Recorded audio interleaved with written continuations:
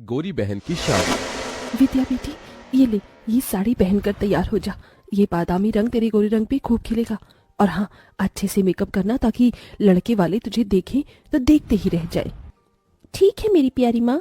तभी बाहर से कांच टूटने की आवाज आती है। मालती गुस्से में बौखलाकर बाहर आती है जहां कंचन पोछा लगा रही थी।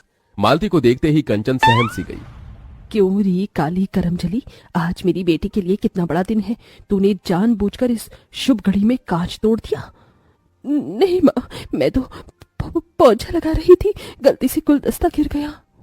कहते हुए कंचन कपकपाई जा रही थी क्योंकि उस दिन बड़ी ठंड थी। क्यों री, हाथों में जान नहीं है क्या? खाने को तो 10-10 रोटी एक बार में खा जाती है। अच्छे से पोछा लगा, फर्श एकदम चमकना चाहिए। और उसके बाद चाय समोसे नाश्ता भी बना लेना।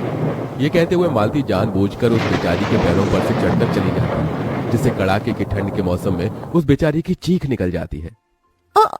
माँ मेरा हाथ। कंचन के साथ ऐसा जुल्म होता देखकर बिछौने पर लकवे में पड़े वासुदेव की आंखों से टप टप आंसू चूने लगते हैं। थोड़ी देर में वसुंधरा अपने बेटे कार्तिक के साथ विद्या को देखने आती है। तभी कंचन चाय नाश्ता लेकर परोसती है। आंटी जी नाश्ता। मालती जी, ये लड़की कौन है? जी ये इस घर की नौकरानी है। ये सुनते ही कंचन की आंखों में आंसू भर आते हैं। वो लड़के वालों के बीच से जाने लगी। तभी विद्या ने कहा, कंचन जरा रुक। माँ जी, ये इस घर की नौकरानी नहीं बल्कि मेरी बहन कंचन है। विद्या के शब्दों में कंचन के लिए एक बड़ा मान था। बड़ा प्यार है दोनों बहनों के बीच। बहन जी, मुझे मेरे कार्तिक के लिए आपकी विद्या पसंद है। तभी कंचन को उसके काले रंग के लिए नीचे दिखाते हुए मालती ने इतरा कर कहा, पसंद तो आनी ही थी वसुंधरा जी। मेरी विद्या किसी होर से कम थोड़ी है। गोरी है, सुंदर है, कोई भी खोट नहीं है मेरी बच्ची में।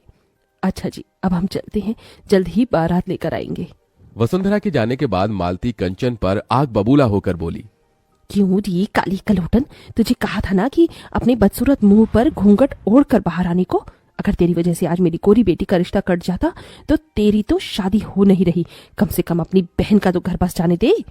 अपनी सौतेली माँ मालती का दिया गया ताना कांटों की तरह कंचन के मन पर जा लगा। माँ, क्या मिलता है तुम्हें इस बेचारी का दिल दुखाकर? तू चुप कर विद्या, भूल मत, ये तेरी सौतेली बहन है। ये कभी तेरी खुशियां नहीं चाहेगी बल्कि तेरा बुरा चाहेगी। एक दिन तू बड़ा पछताएगी विद्या। ये कहकर मालती वहां से चली गई और कंचन फूट फूट कर रो पड़ी। विद्या, क्या मैं इतनी बुरी हूं कि अपनी बहन की शादी तोड़वा दूंगी? विद्या ने कंचन के आंसू पोंछे और डबडबाई आंखों से उसे देखकर कहा, मेरी बहन, माँ ने सिर्फ तेरा ऊपरी रंग देखा, आज तक तेरा प्यार भरा मन देखा ही नहीं। मगर तुम्हारी ये बहन है ना? भले ही विद्या और कंचन सौतेली बहन थी, मगर दोनों के बीच सगी बहनों से बढ़कर प्यार था। हालांकि विद्या गोरी सुंदर थी और कंचन काली, मगर उसके बाल उतने ही लंबे काली। वसुदेव ने अपनी पहली पत्नी सुलोचना के मरने के बाद मालती से दूसरी शादी की। हालांकि दोनों का यह पुनर्विवाह था। मालती अपनी बेटी विद्या को साथ लेकर आई। विद्या ने तो कंचन को अपनी बहन मान लिया था, मगर मालती कंचन के काले रंग की वजह से उसे बेटी न ही मान सकी और न ही अपना सकी। यह भेदभाव वसुदेव से देखा नहीं गया और वो सदमे में चले गई। हालांकि मालती ने कंचन को गरीब घर में ब्याहने के लिए बहुत से ऐसे रिश्ते देखे, मगर उसके काले रंग के चलते वो भी रिश्ते वाले उसे ठुकरा गए, क्योंकि कहते हैं ना, नियति का तय हुआ कोई नहीं टाल सका। जिसके बाद विद्या की शादी अमीर घर में तय हो गई और गुजरते दिन के साथ शादी की रस्में अब शुरू हो गईं। विद्या बेटी, देख, मैंने तेरे हल्दी और मेहंदी के लिए 2 लहंगे बनवाए हैं। सुंदर है? हाँ माँ, बहुत सुंदर है। पर माँ, कंचन के लिए लहंगा? कंचन का नाम सुनते ही मालती चिढ़ गई। अरे शादी तेरी है, उसकी थोड़ी होने वाली है। दुल्हन तू है और कंचन मेरी बहन। अरे देख, इस पीले वाले लहंगे में कितने अच्छे बेल बूटे हैं और ये हरा वाला लहंगा मेहंदी के टाइम पर पहनना है। तेरी माँ ने कैमरे वाले को भी बुलाया है और तू चिंता मत कर, उसे भी दे दूंगी मैं कपड़ा। थैंक यू माँ। मालती ने कंचन को देखते हुए उसे एक बड़ा पुराना सा सूट पहनने को दिया, जो कि कई जगह से फटा भी था। एरी कर लो, ये ले, पहन लियो तू। बिना किसी शिकायत के कंचन ने उसे स्वीकार कर लिया और विद्या को हल्दी मेहंदी लगने लगी। पड़ोसनों ने गाना बजाना भी शुरू कर दिया। हल्दी लगाओ रे, तेल चढ़ाओ रे, बन्नों का गोरा बदन चमकाओ रे। मेरी बच्ची कितनी सुंदर लग रही है। अरे मालती, अब क्या विद्या को हल्दी में ही नहला देगी? और क्या, रज रज के हल्दी लगाऊंगी, तभी तो मेरी विद्या का गोरा रंग खिलेगा। सबने बारी बारी से विद्या को हल्दी लगाई, मगर कंचन एकदम पीछे खड़ी थी। कंचन, तू अपनी बहन को हल्दी नहीं लगाएगी? आना, दूर क्यों खड़ी है? तभी मालती ने कंचन को हल्दी लगाने से रोक दिया। क्या हुआ माँ, तुमने मुझे रोक क्यों दिया? क्योंकि मैं नहीं चाहती कि तू अपने इन मनहूस काले हाथों से मेरी बेटी को हल्दी लगाए। कहीं मेरी बेटी का रिश्ता टूट गया तो? इतना अच्छा घर द्वार मिला है। मालती के साथ सभी पड़ोसन भी कंचन पर ताना कसने लगी। ठीक कह रही है मालती, अरे ये तो है ही अभागिन, दुनिया में आते ही माँ को खा गई।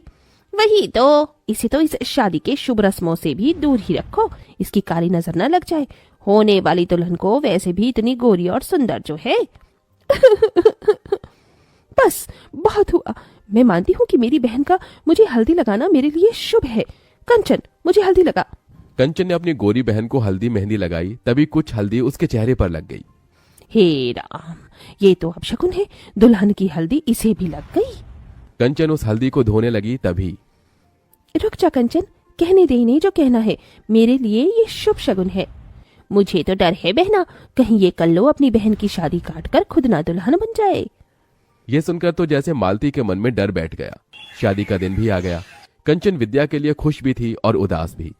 विद्या, आज तू अपनी सवागन बहन को छोड़कर ससुराल चली जाएगी और मैं इस घर में तेरे बिना अकेली रह जाऊंगी। तभी दुल्हन बनी विद्या अपने बालों में से थोड़ा गजरा निकालकर कंचन के बाल में लगा देती है। इस गजरे में तो मेरी बहन के लंबे काले बाल एकदम कह ढा रहे हैं। इतने में बारात आ जाती है। तभी मालती कंचन को अपने पास बुलाती है। माँ, आपने बुलाया? हाँ कंचन, तू अपनी बहन से कितना प्यार करती है? अचानक ये सवाल क्यों माँ? क्योंकि मैं जानती हूँ, जब से विद्या का रिश्ता इतने बड़े घर द्वार में लगा है तो तुझसे देखा नहीं जा रहा, इसीलिए तू ये रिश्ता काटना चाहती है ताकि तेरी टाल गल सके और तेरी कोरी बहन की जगह कार्तिक से तू शादी कर सके। ये सुनकर कंचन टूट सी गई। नहीं माँ, ऐसा नहीं है। अगर ऐसा नहीं है तो फिर क्यों सजी धजी है तू? शादी तो तेरी बहन की है, साबित कर दे कि तू मेरी विद्या का बुरा नहीं चाहती। और फिर कंचन ने वहां रखा गमला अपने पैरों पर गिरा लिया, जिससे कि ठंड के उस मौसम में वो तड़प गई। माँ, लो माँ, इस बदनसीब बहन ने साबित कर दिया। आप अगर चाहती हैं कि मैं विद्या की शादी में शामिल ना हूं तो मैं नहीं जाऊंगी माँ। तभी दूर से आदर्श ने ये सब देखा। उधर विद्या कंचन को ढूंढने लगी। आदर्श ने उसे सारी बात बता दी, साथ ही अपना फैसला सुनाया। वसुंधरा मामी, मैं कंचन का हाथ थामना चाहता हूँ, उससे शादी करना चाहता हूँ। ये सुनकर विद्या कंचन के लिए बहुत खुश हुई। देखा माँ, जिसकी जोड़ी जब लगनी होती है ऊपर वाला उसे मिला ही देता है। देखो, मेरी बहन का खुशियों भरा भाग्य उसके सामने खड़ा है। मालती के मन में पछतावे का गुबार भरा था, जो आंसू बनकर बहने लगा।